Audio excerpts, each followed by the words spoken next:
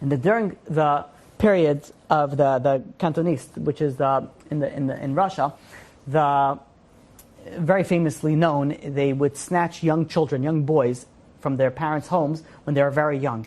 And then they would transition into the Tsar's army in a way that they would remove like any sort of religion, any belief to anything else. They had to go and they brainwashed them. They actually worked when they were very young. So they were like under 10 years old. They would go and they would basically grab them away from their parents and brainwash them that there's nothing else matters other than the Tsar's army.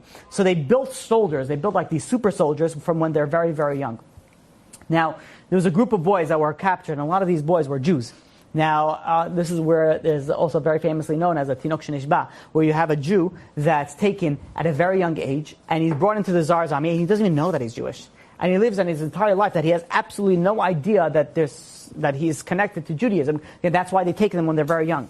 So there was a group of boys that were taken by the Tsar's army at a very young age, that to try to go and convince them to be, atheists and to be like believe in nothing else other than the Russian army. That's the only power that you need to fight for. That's the only thing that you need to live for. But there was one boy amongst this group that was very, very strongly devoted to his religion. Why? Because he remembered that when he was taken away by his parents, his mother and his father were crying, and they were crying one thing: don't forget that you're Jewish. Please don't forget that, because they knew what would happen. And these boys were placed in a certain farm in the country, that the farmer's job was to work them to the bone, but also to go and brainwash them into like, there's only the army, there's nothing else that you need to worry about, all religion is nonsense, and just like implementing them atheistic ideas, just like get them away from everything else other than focus on one thing. And every night, this one boy would go and gather all his friends, and he would speak to them about Emunah, he would speak to them about God, he would speak to them about Torah. And he didn't know much about it, but he said, don't forget who we are, and don't forget where we came from. Now, the army general came over to check upon the boys and see how they're doing, and the farmer says, listen, I'm trying. Every day we're doing the routines, we're doing what we've planned, we're doing everything on the curriculum, but there's one guy that keeps on ruining everything. He keeps on speaking to them about religion. He keeps on speaking to them about God, and they're holding strong with it. I don't know what to do.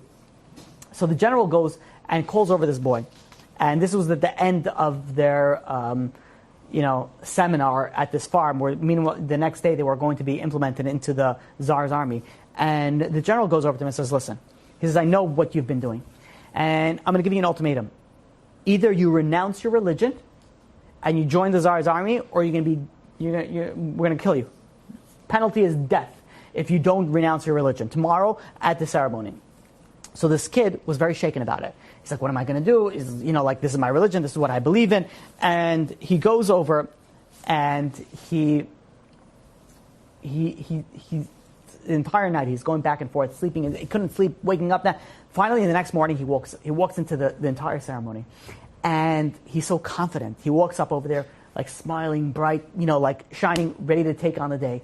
And he walks up, and the Tsar goes over to him. The Tsar was there, like everybody was there, and they say, "Are you ready to renounce your religion and take upon the Russian army?" And he says, "I would love to. I really would love to be a soldier." He says, "But I can't. I am, I'm maimed. I am, I'm injured. I can't serve in the Tsar's army." And the guards were like, "What are you talking about?" And on the desk was a knife. And he grabs the knife, he puts his hand down, and he slams the knife on his fingers. And the fingers and his hand separate. Kirat Yamsuf. And the kid sees the blood, passes out. And he's going in and out of consciousness. Meanwhile, they bandage him up, they rush him to the hospital. He's in and out of consciousness for like 3 days. 3 days later, he finally comes to, and he is so surprised and shocked to see who is sitting by his bedside. It's the Tsar himself. And he sees him, he gets up over there, he has his entire hand is bandaged. And the Tsar says, listen, I have to ask you. He says, where did you get that strength?